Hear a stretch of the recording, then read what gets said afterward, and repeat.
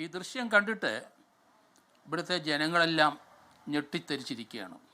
എന്താണ് ഈ കാണുന്നത്? ഓപ്പണായിട്ട് പട്ടാപ്പകൽ ഒരു കാറിനെ ചേസ് ചെയ്ത് ആ കാറിനെ മറിച്ചിട്ടിട്ട് ആ കാറിനെ നിന്ന് രക്ഷപ്പെടാൻ വേണ്ടി ഇറങ്ങിയ ആളെ അവിടെ പട്ടിയെ തല്ലിക്കൊല്ലുന്ന പോലെ തല്ലിക്കൊല്ലുകയാണ്. പേപ്പട്ടിയെ അടിക്കുന്ന പോലെ അടിച്ചു കൊല്ലുന്ന ദൃശ്യം കണ്ടിട്ട് നമുക്ക് ഞെട്ടലാണ് ഉണ്ടായത്.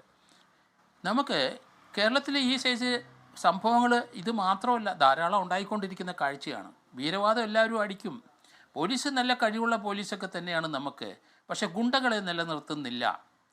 ഗുണ്ടകളെ തീർച്ചയായിട്ടും അവർ അതിൻ്റെ പണപ്പിരിവുകൾ നടത്തുന്നുണ്ട് ഗുണ്ടകളിൽ നിന്ന്. കാരണം കേരളത്തിലെ ഇഷ്ടം പോലെ ഫ്ലാറ്റ് ഉയരുന്നുണ്ടല്ലോ.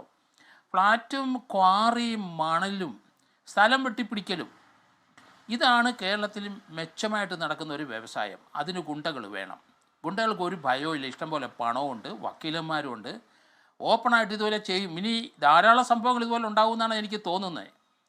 കാരണം ഇതിനകത്ത് ഇപ്പം നമുക്കറിയാം, ഈ അലുവ അതുലിനെ വെട്ടിക്കൊന്ന 5 പേരാണ്. അവർ വന്ന കാർ ഇന്നോവ കാറാണ്. ഹരിയാന രജിസ്ട്രേഷൻ നമ്പർ വെച്ചിട്ടുണ്ട്. അത് കള്ളമായിട്ട് വെച്ചിരിക്കുന്നത്. പോലീസ് ചേസ് ചെയ്തു എന്നൊക്കെ പറയുന്നുണ്ട്. പക്ഷേ ഇവർ 4-5 കിലോമീറ്ററിനകത്ത് തന്നെ വണ്ടി ഉപേക്ഷിച്ച് പോയിട്ടുണ്ട്. നമ്പർ പ്ലേറ്റ് മാറ്റിയും വെച്ചിട്ടുണ്ടാവും. ലോക്കൽ തന്നെയുള്ള ആളാണെന്ന് ഇപ്പം മനസ്സിലായി. കടത്തൂർ ഗാങ് ആണ് 5 പേര്. അവരാണ് ഈ വെട്ടിക്കൊല നടത്തിയത്. അപ്പം അവർ മുഖവും മറച്ചില്ല, ഒന്നുമില്ല. ആകെ വെച്ചിരിക്കുന്ന ഒരു ഫോൾസ് നമ്പർ കാറിൻ്റെ വെച്ചിട്ട്, കാറിൻ്റെ ഉടമസ്ഥനെ കാണാതിരിക്കാനായാലും. എന്തായാലും അതിന് മുമ്പ് അവർ കൊല്ലാൻ കാരണം, നേരത്തെ നമുക്കറിയാം ജിം സന്തോഷിനെ കൊന്നത് അത് അയാളുടെ വീട്ടിൽ ചെന്ന് കയറി പടക്കം വെച്ച് അല്ലെങ്കിൽ ബോംബ് വെച്ച് വീടിൻ്റെ മുൻവശം വാതിൽ പൊളിച്ച് അമ്മ തടഞ്ഞപ്പം അവൻ്റെ അകത്തിട്ട് വെട്ടിക്കൊല്ലുകയായിരുന്നു ജിം സന്തോഷിനെ. അത് നമ്മൾ കണ്ടു.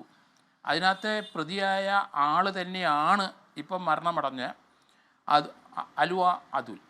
അലുവ അതുൽ ജാമ്യത്തിന് ശേഷം കഴിഞ്ഞ കൊല്ലം മാർച്ച് 23-നാണെന്ന് തോന്നുന്നു മറ്റേ കൊലപാതകം നടന്നത്. അയാൾ ഇപ്പം ജാമ്യം കിട്ടി, പോലീസ് സ്റ്റേഷനിൽ പ്രസൻറ്റ് വെച്ച് അതിനുശേഷം കാറിൽ പോകുമ്പോഴാണ് ഇയാളെ കൊലപ്പെടുത്തുന്നത്. മനുഷ്യനാണല്ലോ, നമുക്കറിയാമല്ലോ. ഗുണ്ടയായാലും ആരായാലും ശരി, കേരളത്തിൽ നിർബാധം നടക്കുകയാണ്. ഈ ഗുണ്ടയെ കൊന്നത് മറ്റൊരു ഗുണ്ടയാണെങ്കിലും ആ കൊല്ലാനായിട്ട് ഇപ്പം ആ ഗുണ്ടയെ കൊല്ലാൻ വന്നത് അവിടുത്തെ ചെറിയ ഗുണ്ടകളാണെന്ന് തോന്നുന്നു. കടത്തൂർ ഗാങ്. അതിനകത്തൊരു വിഷ്ണു, ബ്ലാക്ക് വിഷ്ണു ഉണ്ട്, പിന്നെ ആഷിഖുണ്ട്, കടത്തൂരിലെ ഹുസൈൻ. ഇവരെ 3 പേരെ പോലീസ് തിരിച്ചറിഞ്ഞു എന്നാണ് കരുതുന്നത്. 2 പേരെ ഇനി തിരിച്ചറിയാനും ഉണ്ട്.